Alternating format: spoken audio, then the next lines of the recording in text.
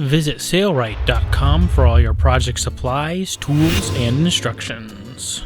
This video is part of our Airstream Argosy renovation. We'll be renovating an Airstream from top to bottom, inside and out. Join us for this exciting video series. Hi, I'm Eric Grant with Sailrite. Today we're going to show you how to make these curtains. And they are obviously in our living room area of this RV. And we've sewn on a tab tape that runs along a curtain track at the top, which makes it easy to open and close the curtains for privacy. And it also gives it a great appealing look. In this first chapter, we're going to show you how to measure for your curtains. So we made a roller shade for this window, as you can see here. Now we're going to make a curtain. And to do that, what I want to do is I want to have the curtain go all the way to the wall back here. So I'm going to measure from wall to wall and get a measurement. And I'm just going to do that on top of the sofa here so that I don't have to have a second person. And what I get is 77 inches from wall to wall. Now we need to decide how the height of the curtain. I like to have the curtain come down. It's going to be mounted up here. So I'm going to go back behind the sofa. I'm going to say like 35 inches. You could do anything you want here, but you just don't want the bottom to be stopping here because it would look bad. So I'm going to have the bottom stop down here about 30 to 35 inches. Our opening is 77 inches and we want the finished height to be around 35. We're going to do a 3 times fullness factor, and it is going to be divided with 2 curtains, so down the middle. So first we're going to take 77 times 3. 77 times 3 equals 231. And we can just write that down. 231. And then we're going to divide that by 2. Divided by 2 equals 115.5, so 115 inches. Okay, when we think of the tab tape, it's basically going to be like this. You can see the tabs are kind of in the center. We'll have about 2 inches of fabric here and 2 inches here, and then this one will be in the center of the track. So what we want is we don't want the curtain to have a unfinished curve pointing out. So let's say this is the window, my hand. We want this to be going back like that. And so when you view the curtain from the outside, this is the window, you don't see this raw edge. So let's put that on paper. So if this is the tab and this is the track here, let's just say that's the track, and then this is a tab and this is a tab and this is a tab. What we want is we want the end to be like this. It'll come through here and go over here and keep doing that. And we don't want the end to be right here because that would be pointing the wrong direction. We want the end to be right here. So there'd be a tab here, obviously. So this is pointing that way and this is pointing that way. And the only way to achieve that is for an even number of tabs. 1, 2, 3, 4, 5, 6. So whatever the length of this is, we want an even number. An odd number will always have something going this way, which is what we don't want. So now we need to consider that in our equation here. So I know my table is 72 inches long, so what I'm going to do is I'm going to put the last tab on the edge of the table and then run the tape along the edge of the table. And then at 72 inches for us, we're going to mark it here with a marker that comes off. And then I'm going to run this all the way to the end. And what I'm going to do is I'm going to shoot for my 115 inches here. So that's 72. What is that? 72 minus 115. I need 43 more inches. So I'm going to run this over here.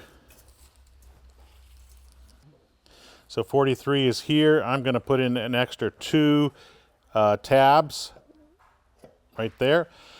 Okay, so now I'm going to count the tabs. 1, 2, 3, 4, 5, 6, 7, 8, 9, 10, 11, 12, 13, 14, 15, 16, 17, 18, 19, 20, 21, 22, 23, 24, 25, 26, 27, 28, 29, 30.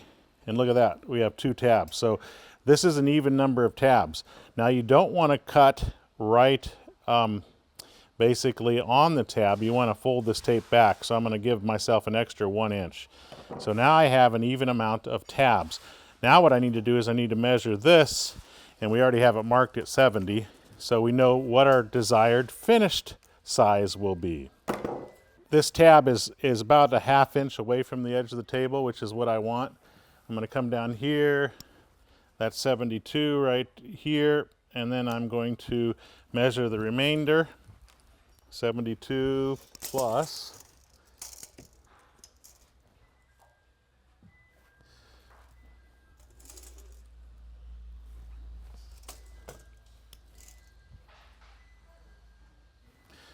72 plus 42, but I want it to be a little bit more, so 42 1/4 equals 114.25 is my desired finished size. Now I need to add 4 inches for a 1 inch double hem, so 118.25 is my cut size. In this chapter, we'll be measuring and cutting the fabric to size. We have our decorative fabric on the edge of this table, and as you can see, this cut edge is cut straight, so it's perpendicular to this edge.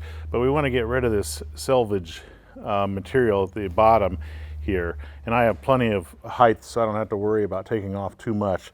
I'm going to put a straight edge along here, and then I am going to strike a line, and we'll cut on that line. Now the reason I'm using scissors, or you could use a rotary cutter, is because I'm going to create a double hem, so I don't have to worry about the edges unraveling. The height of our curtain is 39 inches, and that includes for a 1 inch double hem at the top and the bottom, so 4 extra inches. We're going to measure in a few different locations so we can strike a line.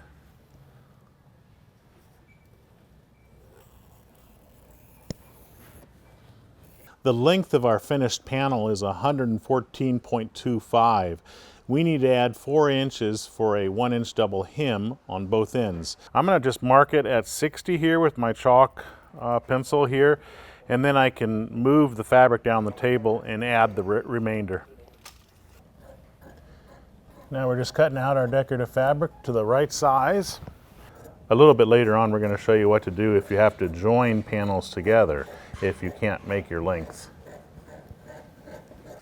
So this is a sample piece, and I'm only using it to show you what you would do if you had to seam panels together to save on fabric. So let's pretend this is 2 separate pieces of fabric that you are seaming. Usually that seam would go vertical. I do recommend that you use a hot knife on this because these edges will be raw on the underside of the fabric, and that way it'll keep it from unraveling. So outside surfaces would be facing each other. So let's pretend this is the outside and that's the outside. So they face each other like this, and we would not use double-sided tape for this. We'd either pin it or we just make sure that it's straight across from each other and sew it along here. So you wouldn't want to use seam stick for this because this is going to be folded out. So I'm going to use wonder clips or pins to keep it together while we take it to the sewing machine and sew. So we went ahead and sewed it a 1/2 inch from the edges that we put together. So this is the outside surface. This is what it would look like, but usually this is in a pleat. So if your curtain is pleated, then hopefully it falls something like that so that you wouldn't see this. If it falls so that this is out, it still doesn't look that bad. One thing that we recommend that you do is that you go to the back side and you splay this out and then touch it with crease it well with an iron, and that helps it to lay flat. Now this will be visible on the outside of the shade, and if you don't like that, then you have to obviously use more fabric, or you have to make a lining. Making a lining is not covered in this video, but if you wanted to do that, you definitely could. So this would be seen from the window, and this would be the outside surface after it's pressed, and it actually does look pretty good. You can hardly tell that there's a seam there. There we go. In this chapter, we'll show you how to create the first part of our double hems. So I'm going to mark 2 inches up above this edge with a clear acrylic ruler because we're going to create a double hem that's 1 inch wide. So this will fold up and that equals 1 inch, and then this will fold up to the next line, which is actually 3 inches. So right there, and we strike a secondary line up here. And we'll do this all the way down the length. So watch this. 1, 2. Okay, now we're also going to do that here as well on the vertical edges, because it too is going to have the same hem. So in reality, we're going to do this to all edges here. And I will mark it with chalk. The reason I like to mark it with chalk is that it makes it easy to fold it later on. So we'll come back after everything is marked. Oops, right here. Sorry. Let's see. The reason I mark it with chalk is that it makes everything easy to fold and very accurate. So after we're done going all around the perimeter, we'll come back and show you what's next. Okay, if this fabric had a right side and a wrong side, the right side would be facing the tabletop and the wrong side would be facing up where we struck our lines. Now you could take this hem and you could pin it in place like that, or you can use a seam stick for canvas and upholstery, which I love to use, and this is available from Sailrite.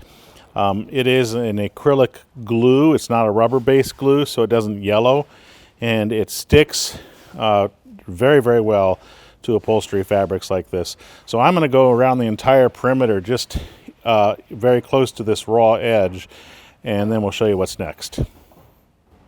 Okay, we have it basted all around the perimeter here, and you can see that the edges are raveling a little bit, but don't worry about that. We're going to do a double hem. If you weren't doing a double hem, then you'd want to use a hot knife on the synthetic fabric, and that would keep it from unraveling. I'm going to peel off the transfer paper to about this locale here, and then we'll come back. We might as well peel off this side as well, because we're going to have to fold to that point. So we're going to fold to here, right on top of that chalk line that we struck, and that way we get a nice straight edge. Notice that I'm not pulling on the fabric as I seam it down, so it's not stretching or anything, and boy, it sticks beautifully. So we're going to do this all around the perimeter, then we'll show you what's next. In this chapter, we're going to show you how to create mitered corners that'll give your project a nice finished look. Now for the corners, you could always just fold it up and leave that bulk in there, and then this would be folded back, but that's a lot of bulk to sew over. And so what we're going to do is we're going to create a mitered corner.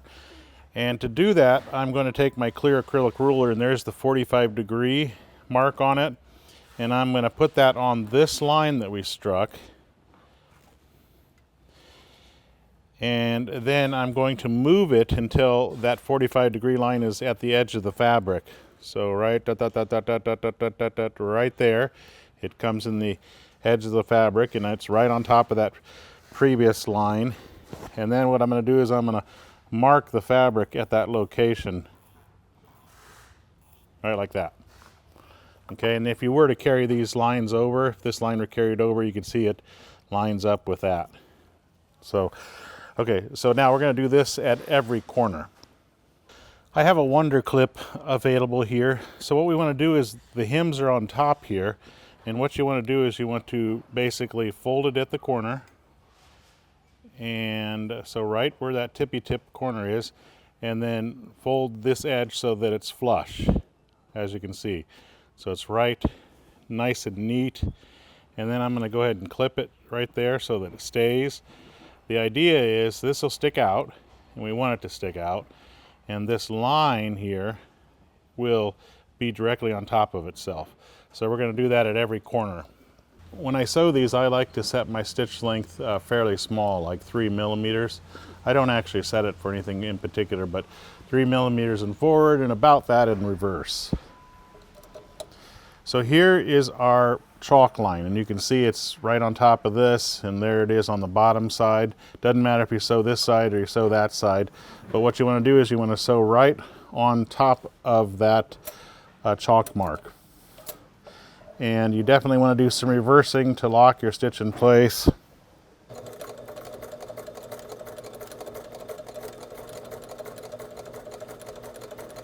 And then do some reversing at the end. And that is done. We can take off the clip here. So we're going to do this for every single one of the corners that we marked. So after this is sewn, what I'm going to do is I'm going to cut perpendicular to this folded edge here, very close to this stitch right here. So I'm going to go like that. Then I'm going to take off about a quarter, I'm going to cut about a 1/4 inch away from my stitch. So that takes out all the bulk. Now before we fold this so that it's right side out, I'm going to put double-sided tape everywhere, but we're going to cut all these corners like this. Next, we'll finish sewing the hems. So now we're going to put double-sided tape on this before we fold this correctly. So I don't want to put the double-sided tape really close to this fold because this is a light fabric and I want to sew pretty much right here. So I don't want to sew through the double-sided tape because I'm using such a small needle and such a small thread. So I'm going to put it on about a 1/4 inch from the folded edge. That way I don't sew through any double-sided tape, my needle doesn't build up any gum, and I can still hold the fabric beautifully. So we're going to go around the entire perimeter doing this. Okay, you can see we have double-sided tape here and here. And before we take off the double-sided tape, I'm going to push my finger into this miter and push out the fabric. And you can see it really makes a beautiful corner. So that'll be laying nice and flat. There's a little bit of a bulk where obviously where this fabric is here, but it is basically been totally reduced. So I'm going to push out all the corners like that, and then we'll peel off our double-sided tape. So now I can take my double-sided tape and peel off the transfer paper, and I'm going to do this on both of these sides, the vertical and the horizontal. And then what I'm going to do is I'm going to baste it down to our line that we struck, and that'll give us a 1-inch hem. And then I'll baste this one down to the 1-inch line. And there is our beautiful mitered corner. And it looks great on the right side of the fabric and also the wrong side. And it isn't even sewn yet. So now we're going to go around the perimeter, peeling off the double-sided tape and then just basting this fold right on that chalk line all around. Okay, so what we're going to do is we're going to sew around the perimeter here, and I'm just going to start right here where this mitered stitch is, and I'm going to sew close to this fold. So I'm going to lower my foot. I think I might put my needle in the left position here. Then I'm going to put the magnetic guide on so that I can just use that as my guide here, or you could just use the fold in the edge of the foot. So this is what we're going to do. And we've already set our stitch tension so that it's, we also want to, I'm going to increase the stitch to about 5 or 6 millimeters. I'm going to go 6. I didn't do that at first. And I'm going to do some reversing here at the beginning. And we'll sew around the perimeter. What I like to do is sew enough that I can actually view my stitch from the back side to make sure that I'm happy with it. I'm sorry, the front side. Yeah, that looks pretty good. Because everything is basted in place, this is just a really easy task. And with the magnetic guide and the walking foot, just a matter of feeding in the fabric and sewing. And we're not sewing through any double-sided tape, so I don't get any needle gum or glue build up on the needle.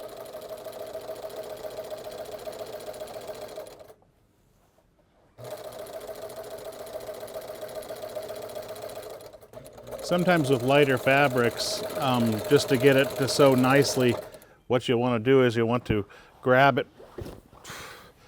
Sometimes with lighter fabrics, to get it to sew nice, what you want to do is kind of grab it from here in the front, or I should say the back of the sewing machine, and kind of pull a little bit, just making sure that you're not forcing it through the machine. Let the machine do the work. That sometimes helps with light fabrics.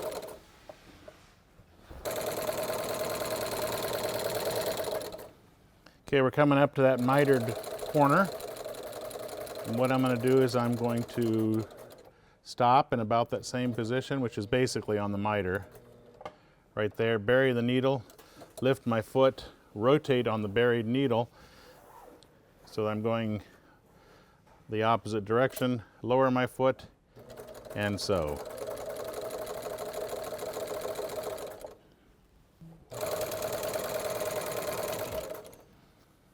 Okay, we're coming to the beginning point.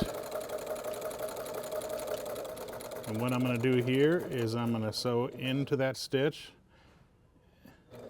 and then do a little bit of reversing. There we are. Coming up next, we'll show you how to install the sew-on tab tape. This is our curtain tab tape, and I'm going to put seam stick for canvas really close to the bottom edge. I'm going to probably sew up here towards the top. So I'm going to do this all the way down its length, and it doesn't matter if you put it on this side or if you put it on that side. If you look here at the tab, you can see they're glued. So the tab's actually on this side of the tape, and that's the side I like to put the double-sided tape on. So the tab is basically encapsulated between the curtain and the tab tape. Okay, so here's, we'll just call this the top. It doesn't matter which side you have as the top, but that's what we're going to do. So we're going to peel off the transfer paper from this, and then what I'm going to do is I'm going to fold this under so that we have a finished edge here. And then I'm going to put this tab on so that the tape is just underneath that fold, so it's not visible, and the tabs are sticking up because we have to have the curtain fold underneath the curtain track. So we want those tabs to be proud of the fabric. So we're going to do this all along its length. I'm going to fold this under again to create a finished look. I don't want that to hang over, so I'm going to fold it under enough so it doesn't hang over. Notice that our tab ends almost right at the edge of our curtain, right where we wanted it. If it's slightly off by an inch or so from the edge, that's okay. And there we go. All right, so the tape I put down here, and again I'm going to try not to sew through it if I can avoid it, because it's a light fabric and a light thread and a small needle. So here at the beginning, I'm going to put my needle in center position. I'm going to use this outside foot as my guide because I can't put a magnetic guide here because I'd run into these tabs. So let's just sew. This one looks like it's, there we go. Got to get it under that foot.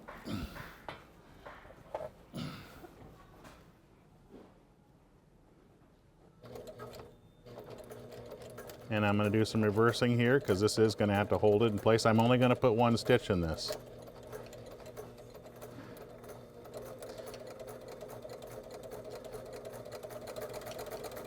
Now if you'd like, if you want to make sure that you don't sew too fast, you can come up here to the worker bee power pack system and turn the speed down to whatever you'd like. Let's just go halfway and see what happens. So if I press down all the way on the foot control, this is as fast as I'd ever go. So if I want to make sure that I'm being totally accurate, man, that is a nice feature. But I think I want to sew a little bit faster. I feel comfortable sewing fast, so I'm going to turn it back up.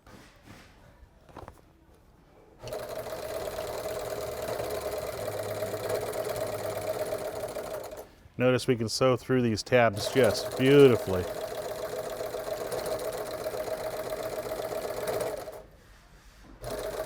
Then I come to the end, and we'll do a little bit of reversing, and we're done. Next up, installing the curtains in our RV. So this is the curtain on our curtain track, and I have it pleated. And if you measure, you can see that the curtain basically is almost 2 inches from the center of the track and 2 inches from the front. So we have to make sure that the track and the curtain has allowance for at least 2 inches here and 2 inches in the front. The front's not a big deal, it's the back that's the big deal. So what I like to do is I like to hold my curtain up to my location where I'm going to install it and make sure that it clears obstacles like this roller shade. So I know that I want to put it right about here, so I'm going to mark it with a pencil, and then I'm going to take a measurement from something solid back here that's consistent. And what I get is 2 7/8 inches. So I'm going to mark it at 2 7/8 inches along certain locations, and then I'm going to strike a line.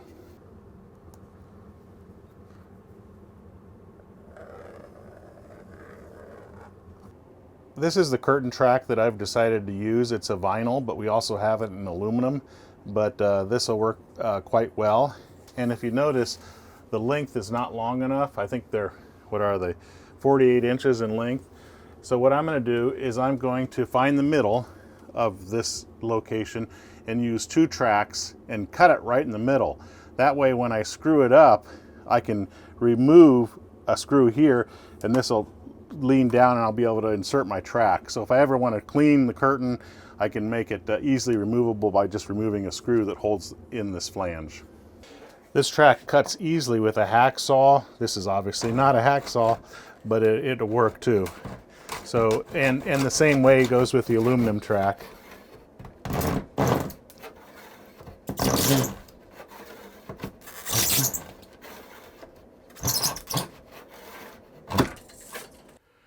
I'm using a 620 self-drilling 1/2-inch screw with a pan head, and these work pretty well for a curtain like this.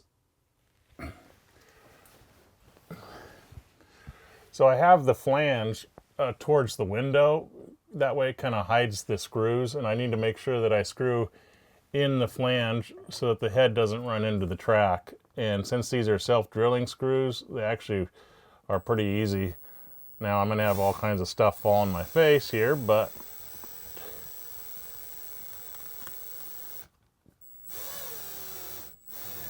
there we go. So I'm going to put a screw about every 12 inches or so.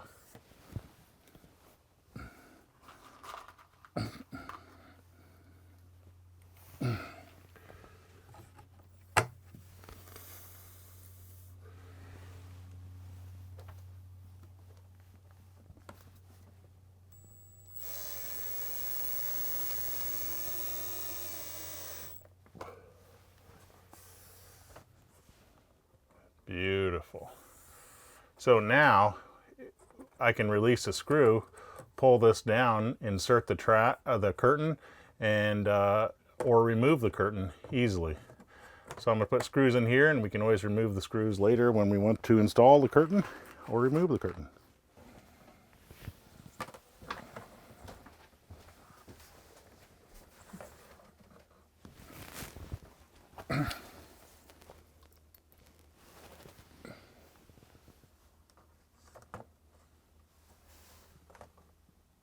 And you want to put a screw close to the end wherever there is a joint on both pieces of track.